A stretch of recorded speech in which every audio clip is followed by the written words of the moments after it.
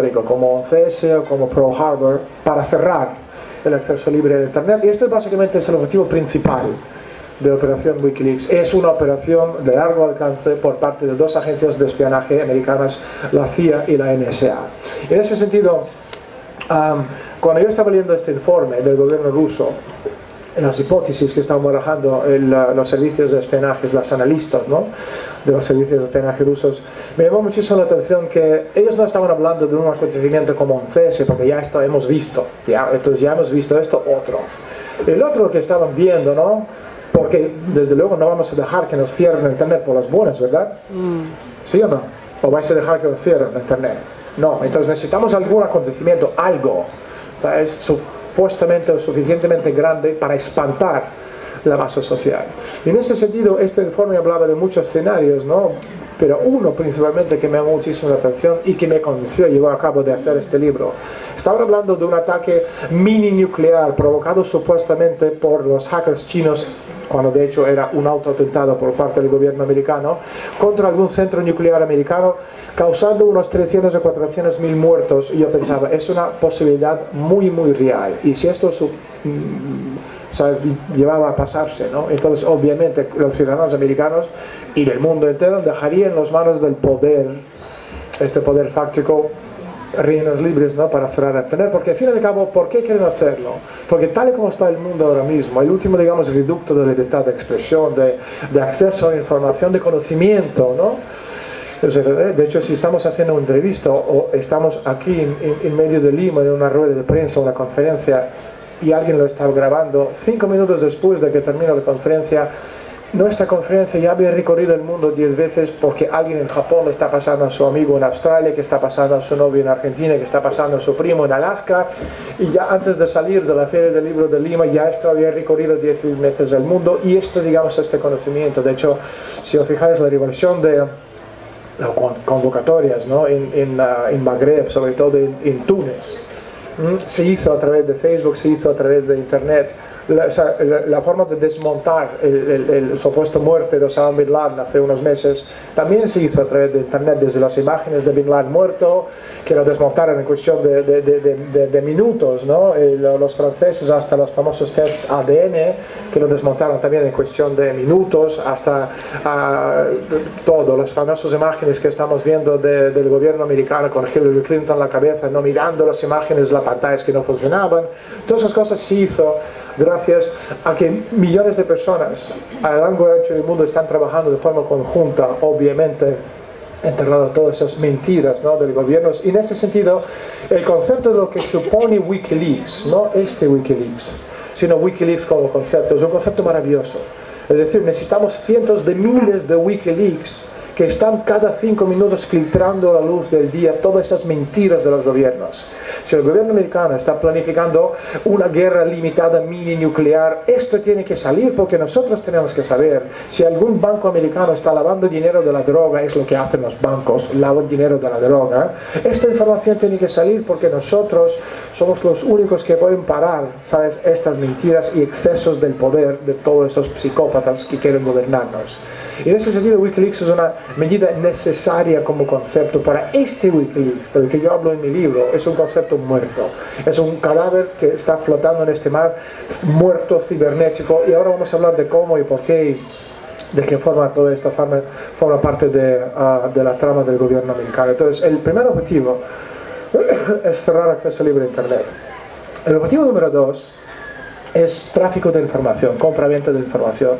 Es decir, si uno está metido en el negocio de armas, vende armas. Si tú eres frutero, vendes plátanos o tomates o lo que sea. Si tú estás metido en el mundo de diamantes, vendes diamantes. Y si tú eres espía o tienes acceso a información, vendes información. Y esto es, si algo de valor le había llegado a Assange, esto obviamente lo había vendido ya enseguida.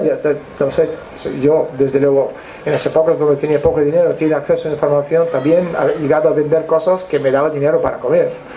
Otro objetivo aún más importante desde el punto de vista del gobierno es cambiar el paradigma de la sociedad. Es algo muy importante de entender. Es decir, si nosotros, todos los que estamos aquí, tenemos una forma de entender acontecimientos históricos, ¿no?, Y si yo soy el gobierno americano o el gobierno francés o quien sea, yo quiero cambiar la forma que nosotros percibimos este acontecimiento.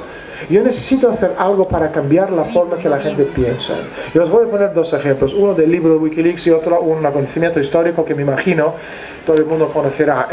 ¿Conocéis una cosa que se llama papeles del Pentágono? ¿Os suena eso? No suena. Esto es muy preocupante porque no podemos luchar contra los malos si no conocemos la historia. Entonces mi consejo es apagar la tele y leer los libros. ¿Sabes? Papeles del Pentágono, hace 40 años. Gracias.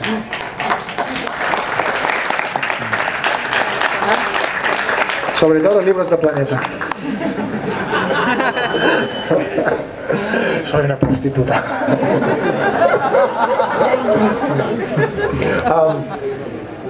Papeles del Pentágono, la historia oficial de los acontecimientos es el gobierno americano había encargado al Pentágono un informe que les explicaba al gobierno americano los acontecimientos en el sudeste asiático, la guerra de Vietnam. Y después un tal Daniel Ellsberg, un hippie, un visionario, un buena gente, una persona muy ética, había encontrado estos 3.000 páginas de documentos y pensó que era importante filtrarlo a la luz porque él pensaba de la misma forma que este chico Bradley Manning, que había filtrado los documentos de Wikileaks, pensaba que era importante que la masa social nosotros supiésemos lo que estaba pasando y los excesos del gobierno americano, y los filtró New York Times, que los sacó a la luz, obviamente causando gravísimo daño al gobierno de Richard Nixon. Bien, este digamos son cuentacuentos. La versión real de los acontecimientos, no la cuentacuentos, es la guerra de Vietnam, era la guerra de las drogas. ¿Sabes? Y la guerra de las drogas entre sociedades secretas. El gobierno americano ganó, los franceses lo perdieron y la droga empezó lavándose a través de Wall Street.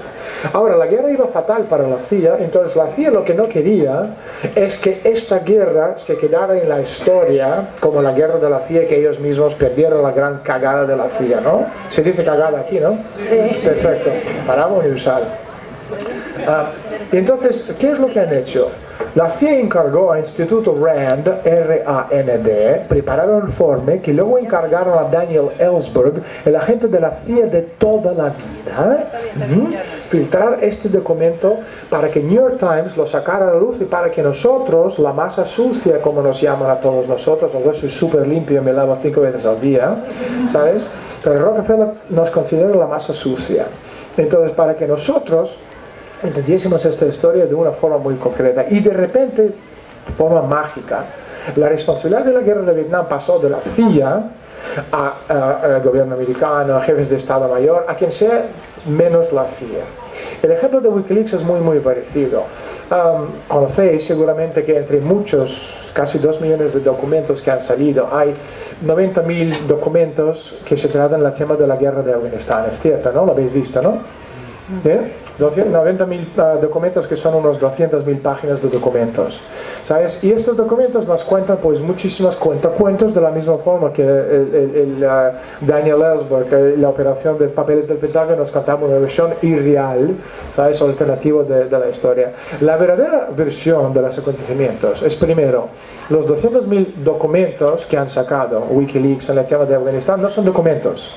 Son archivos digitales. Documentos es una cosa que yo puedo tocar, me explico, ¿no? Físicamente tocar.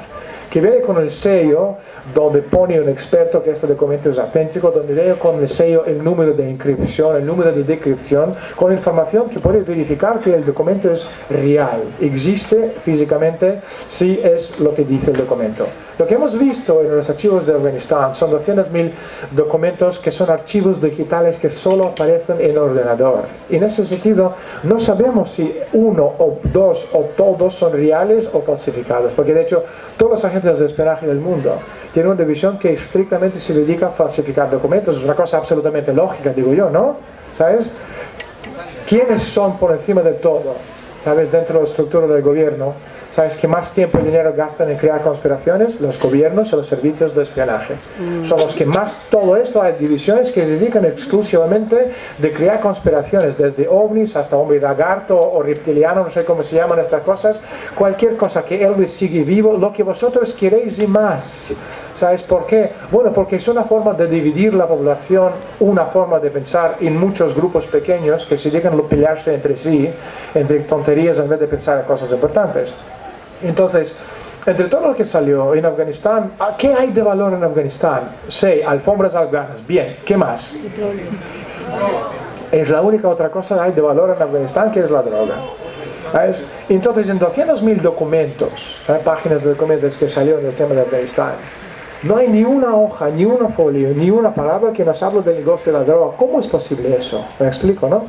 Lo que están haciendo es, a través de este cambio de paradigma, están cambiando la versión de la historia, porque supuestamente OTAN está en Afganistán creando, construyendo democracia, en un país que no ha visto democracia desde que nació Jesucristo. ¿Ves? Entonces, eso es, digamos, el mundo funciona de esta forma. Otras cosas importantes, no voy muy por encima, ¿no? Otras cosas importantes de entender en toda esta trama, porque es una trama, hasta que entiendes cómo funciona, parece casi real, ¿no?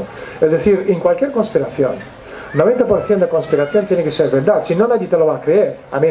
No somos tontos, ¿sabes? Es decir, si la mayor parte de una conspiración es mentira, obviamente todo esto no te va a creer nadie. Entonces, ¿cómo se crea la conspiración de Wikileaks? ¿Sabes? ¿Acordáis el famoso vídeo, no? De helicóptero Apache matando a los periodistas de Irak. ¿Acordáis este vídeo, no? Y la gente dice, hay una cosa espantosa, pero bueno, espantosa, con perdón, tampoco lo es. Hemos visto películas de Godzilla, de King Kong, de Alien, muchísimo peores, ¿no? Desde literalmente el Godzilla se te cogía la cabeza y te veías como si le saltaba el sangre, ¿no?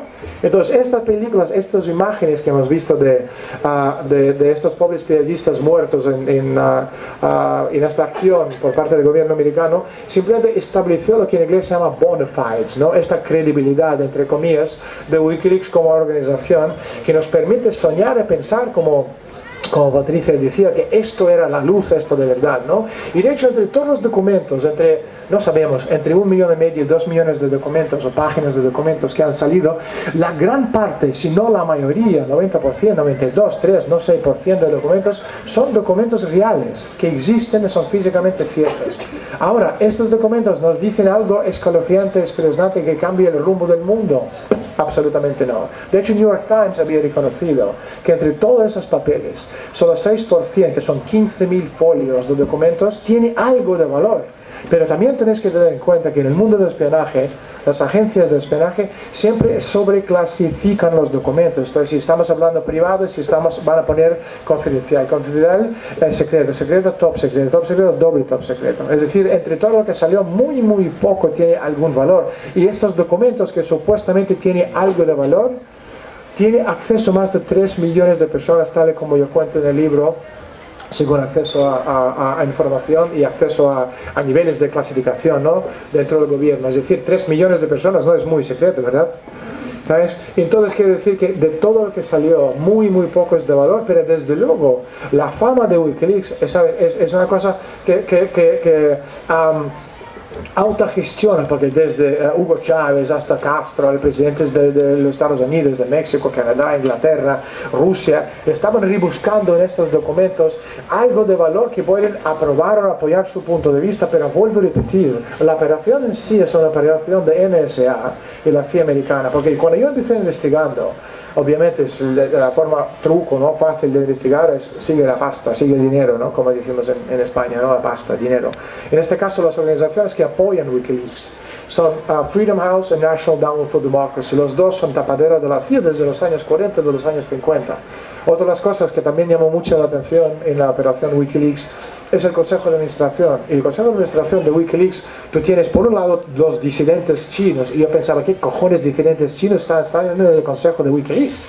¿Sabes? Hasta que tú te das cuenta que todos y cada uno de estos tipos están vinculados a Tiananmen en 1989. ¿O qué es Tiananmen? Tampoco, no está hablando hace 1000 años, está hablando hace 20 años, ¿no? Tiananmen, no hace mucho, no hace mucho. Efectivamente, así es. Entonces,